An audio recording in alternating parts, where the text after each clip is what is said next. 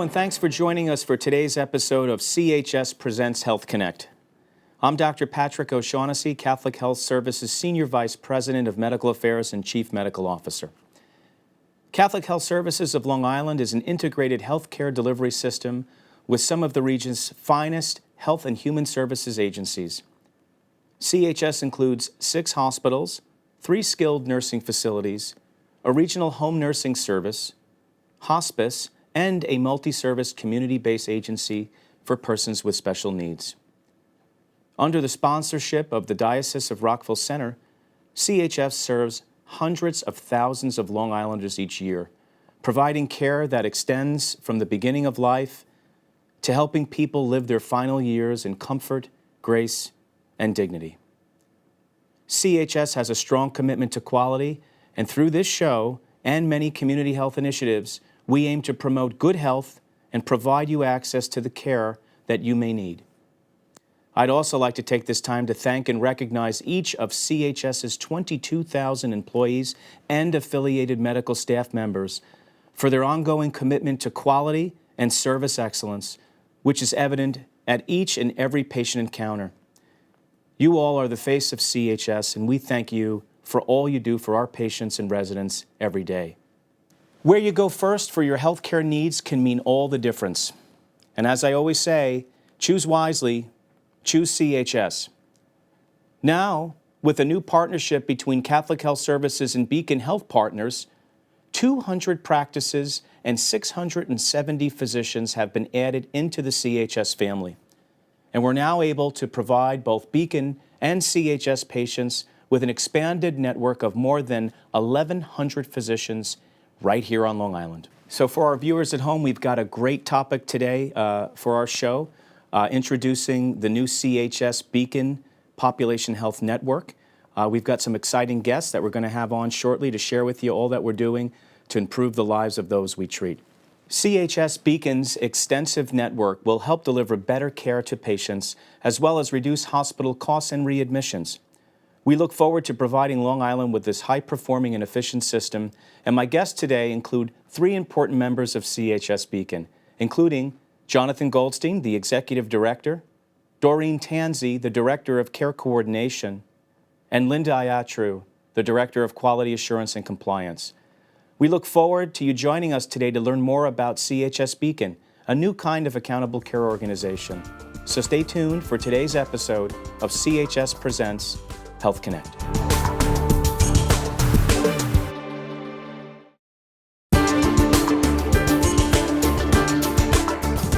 Hello, and welcome back to CHS Presents Health Connect. Along with St. John's Episcopal Hospital in Far Rockaway, Catholic Health Services of Long Island announced it recently purchased Beacon Health Partners, a Westbury, Long Island-based independent physician network. This acquisition and expansion will certainly benefit our communities here on Long Island.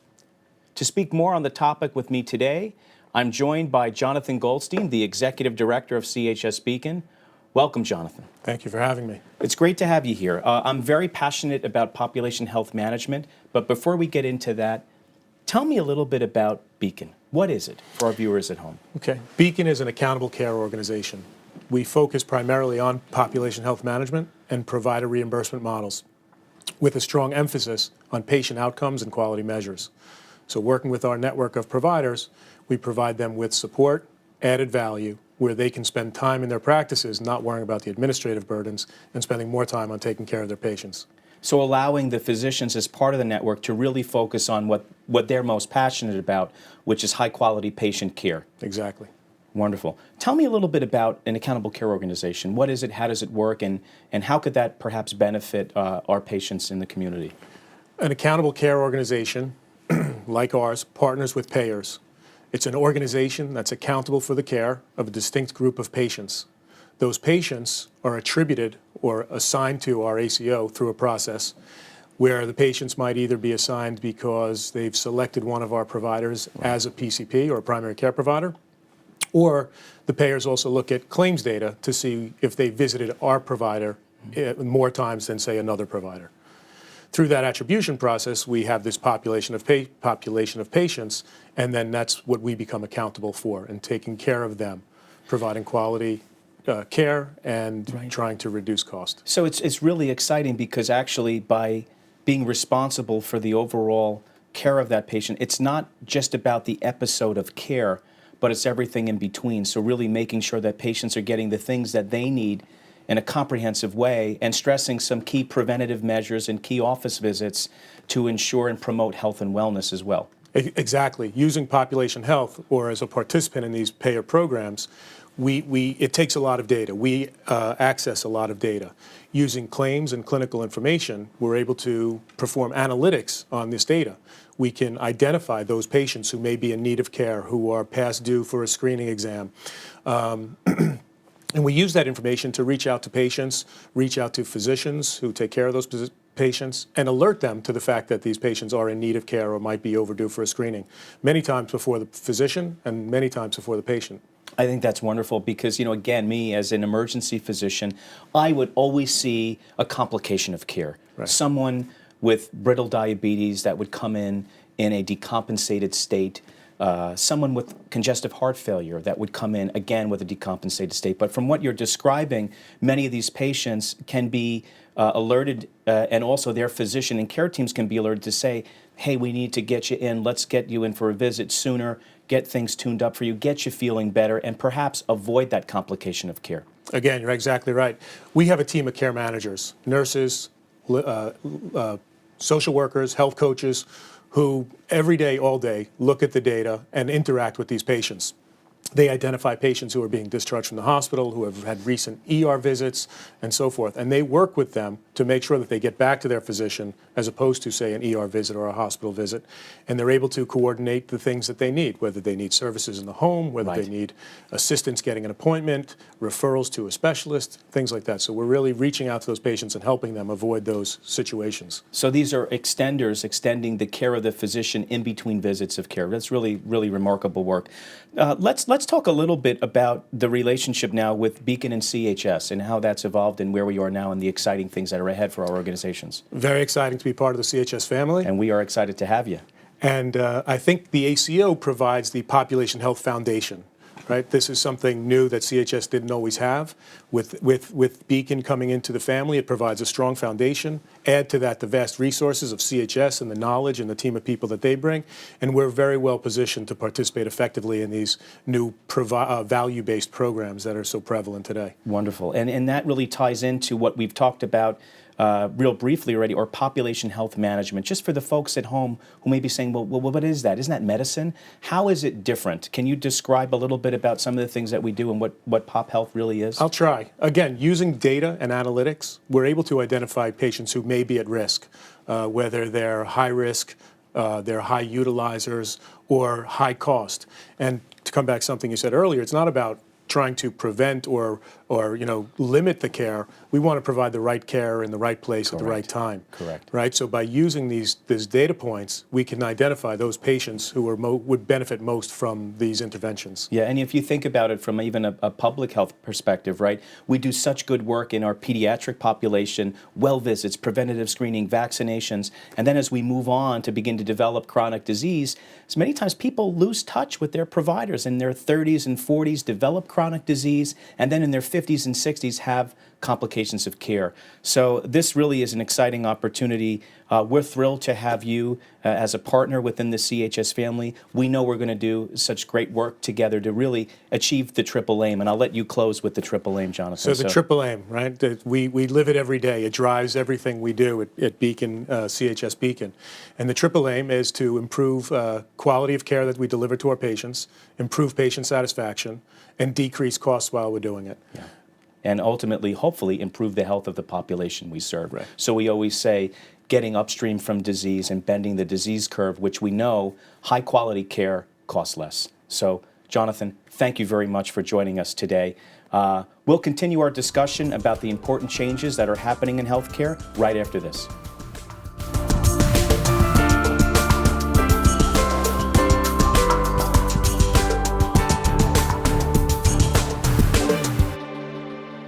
Welcome back to CHS Presents Health Connect. With the addition of 200 practices and 670 affiliated physicians through CHS Beacon, we are looking forward to expanding our network of care here on Long Island while still focusing on care management and improved performance of services.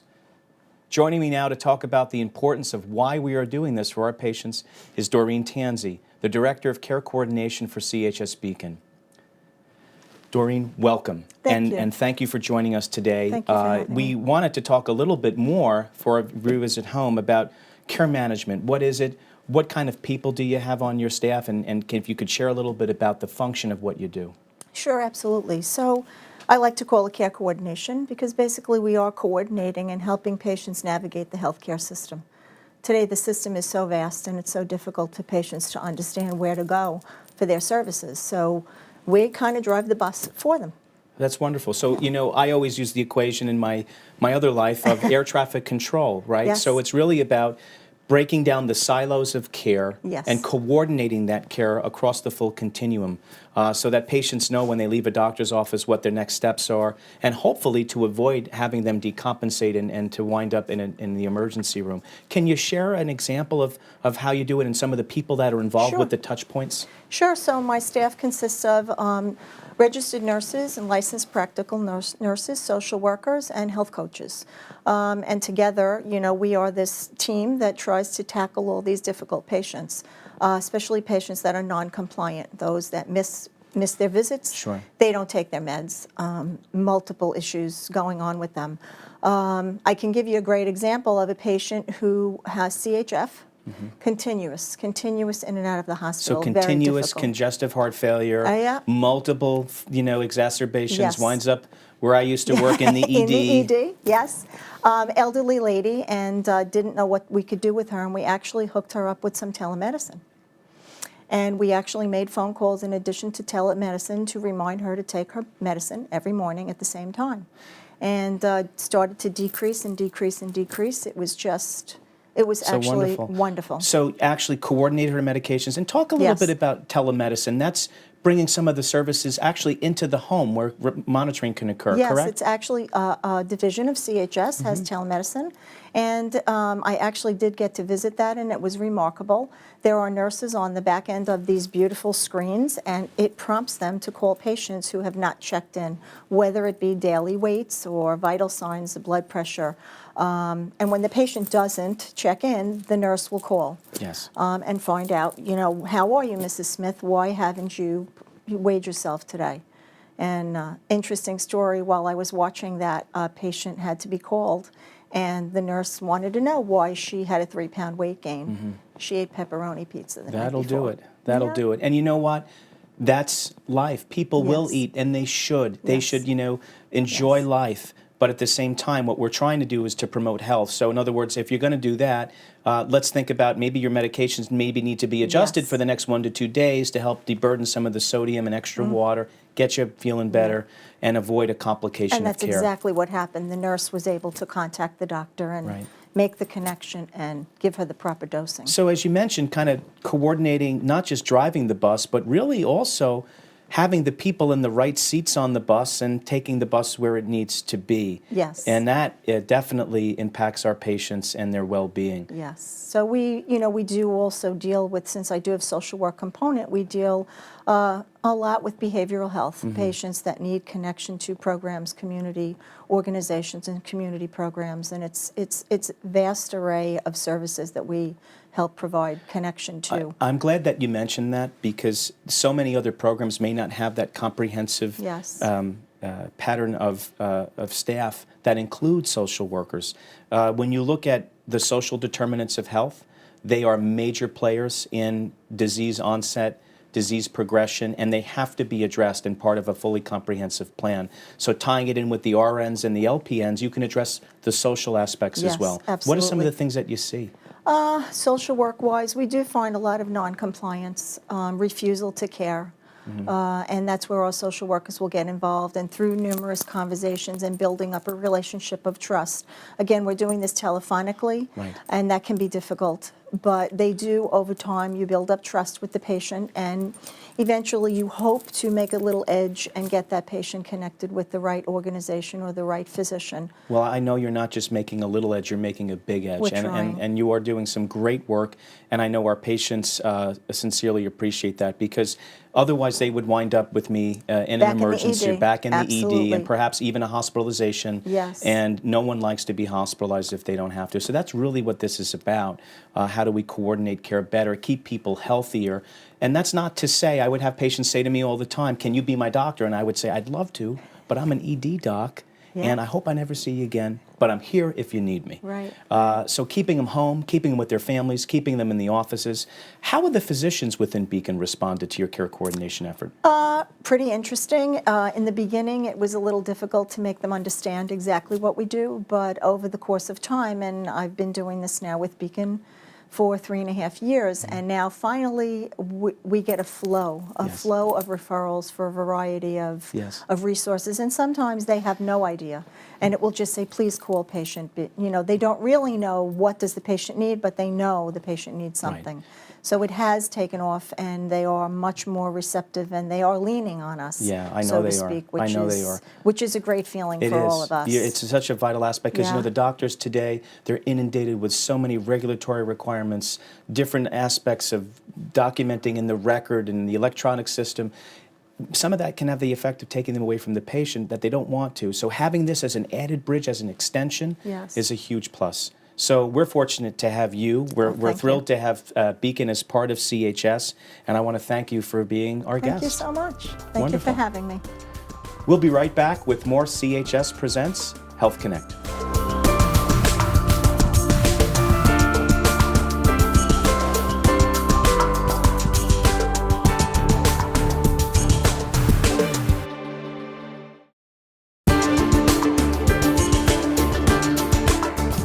Welcome back to CHS Presents Health Connect. CHS Beacon will play an important role in improving the performance metrics as well as long-term transformation and sustainability of healthcare. Joining me for a discussion on how CHS Beacon will further improve upon the quality of service we offer our patients is Linda Iatru, the Director of Quality Assurance and Compliance for CHS Beacon. Linda, thank you for joining us today. And on the segment that is most near and dear to my heart, quality. Quality and patient safety always first. Share with our viewers a little bit about how you think CHS Beacon improves quality for our patients. Sure. Well, our goal is to improve and maintain the optimal health status of our patient population through quality, cost-effective care. In addition, we want to improve the patient experience throughout the healthcare system. How we do that is through collection of data or information. And what's so wonderful now in healthcare is that there's a lot of information out there, and there's a lot of sharing of information. So we can work with a lot more to really keep our population healthy. No question. No question. And, you know, physician engagement in this is so important. And as I discuss this with our physician colleagues all the time, we all have scorecards. There's publicly reported data. So when I was in the emergency room, how well were my outcomes? How well were my, my patient experience measures and whatnot? Can you share a little bit about some of the measures that we track, and also how our physicians are aligned around those measures? Yes, and well, there are a set of measures that Medicare has identified through a lot of research that if we are able to maintain and prevent patients from becoming ill, that will generally improve the health care of the population. Some of those measures relate to prevention, such as flu vaccines, pneumovax vaccines, and these will prevent, especially for an older population. Making sure they get their vaccination. That's right. That's right, and really prevent any kind of pneumonia or respiratory complications. In addition, mammograms or Absolutely. colonoscopies, Right. and would prevent, or early detection of cancer, which would prevent any kind of further progression of it. So in addition, So it sounds like incorporating some of the U.S. Preventive Services Task Force That's recommendations in That's correct. preventative testing. And how about for folks with chronic disease, like, say, Yes. diabetics? Are there ways that you can screen and check on how well they're doing? Yes, absolutely. There are specific measures for diabetes, for example, and it's a blood test called the HbA1c, where they can measure the sugar level in your blood. And so that if it's done routinely, we can pick up and then work with the patient and the physician, the patient's physician, to instruct the patient on how to use their diet, how to use medication, and the importance of preventing. Diabetes has long-term complications, but if Absolutely. they're well controlled, we can prevent those long-term complications, which could be very debilitating. No, I agree with you 100%, and we say this all the time. You know, if you take care of yourself, if you have a good quantitative measure of how well you're doing, and then you can change the trajectory of your disease path. Yes. And again, you know, as I mentioned before, the goal is to try to keep patients from seeing guys like me in the emergency room and keep them home with their families or with their primary care doctors and specialists in the offices. So that's really some wonderful work that everybody's doing. Can you share, though, a personal story maybe of a patient or an experience that has impacted from your work and quality and the outcomes that have achieved with CHS Beacon? Absolutely. There was a patient that we identified through our data and our reports that was a diabetic and also had a wound. And our nurse from care coordination team reached out to the patient, and at that time the patient wasn't as open to having, the patient didn't feel that he needed care coordination. And working with the physician, though, a few months down the line, this wound didn't heal, and the physician contacted our care coordination team, and the nurse called the patient back and found out through speaking to him, interviewing him, that he was not compliant with his diet. He didn't understand the impact the diet could have. Right. He was not always taking his medication, and he was a little overweight. And also what she found through a review of his medications, he was not on what we call a diuretic or a water pill, which created some swelling in his leg, which then prevented this wound from healing. Right. Well, within a few weeks, the wound completely healed through her intervention and through putting him back on the water pill wonderful. after discussing it with the physician. And she was able to really coordinate the care with all the physicians and the patient. And this patient was forever grateful I'm because sure. it made such a remarkable difference in his life. Absolutely. So again, tying it all together, Yes. physician engagement is key. And for the viewers at home, a lot of the payment methodology for physicians now is changing. And as I was taught in some of my graduate programs, now that the methodology is no outcome, no income. And so can you describe a little bit? I mean, the physicians in the network are very engaged and aligned, Right. but actually their incentive is really built Right. around how well they're caring for their That's patients. Right. That's right. So what we've done, we have a department, a provider relations department, that really is just focused on working and collaborating with the physician. So that what we do, we have these list of quality measures, and they go out on a monthly basis, and they can work with the physician to let them know where they are on their performance metrics. So we work with the physician and find out, are there any barriers to having Right. that patient come in? We Right. can assist with that. Right. So as they improve, and we have found that we have actually gone above the 90th percentile, so we are scoring at 94%, which means that we have achieved that level of quality compared to other ACOs. Can you share where that ranked in terms of nationally? That is very proud for the organization. Yes, I want you to share that. Okay, so for several measures, because there were about 17 measures altogether, but for about 10 of those measures, we ranked within the top 10. So we're very proud of that, and we hope to continue to achieve that. And along with that, the physicians also, I find that physicians are very open, and the quality of care really speaks to them, as well as the performance measures and percentage. No question. Yeah. And I have no doubt that you'll be continually successful in this. We thank you for coming on the show today, and thank all of our colleagues at CHS Beacon. We'll be right back.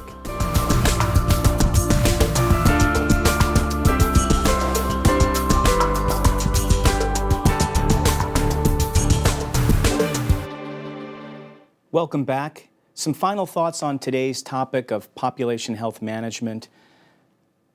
As published in the Institute of Medicine, healthcare has a steep curve to improve, and that is we need to provide care that is safe, timely, effective, equitable, efficient, patient-centered population health management. We are confident that CHS Beacon will help deliver that steep curve, but we also need our patients to be engaged in their care. So please do reach out to your primary care providers, get engaged with your care, ask questions, and I wish you well on your healthcare journey. If you would like to know more about CHS Beacon or to make a gift in support of this or another program that is important to you, please visit chsli.org. From there, you can click through to the websites of each of our healthcare partners for more information on ways to give. We are always grateful for the community's support because your gift today helps shape the healthcare of tomorrow. Thank you for watching today. If you have any medically related questions you'd like me to answer on a future show, or a topic you would like to see showcased, please give us a call at 1-855-CHS-4500, or you can drop us an email at healthconnect@chsli.org. Please include your name and a way to contact you in case we need to reach you. I'm Dr. Patrick O'Shaughnessy, and I hope to see you next time on CHS Presents Health Connect.